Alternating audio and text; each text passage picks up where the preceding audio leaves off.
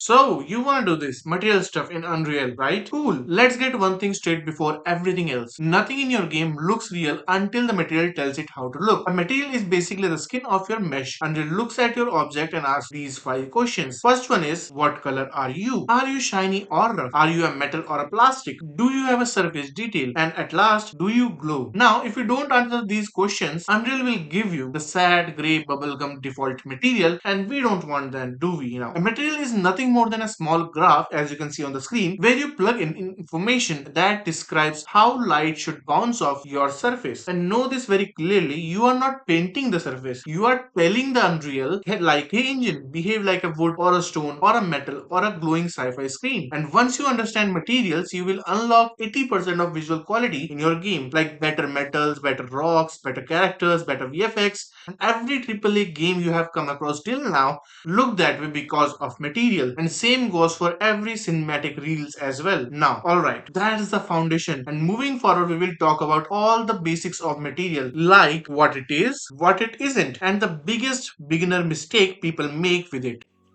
And hey, if you like seeing these nodes in action, check out the game I'm building, Reborn the Evil Being.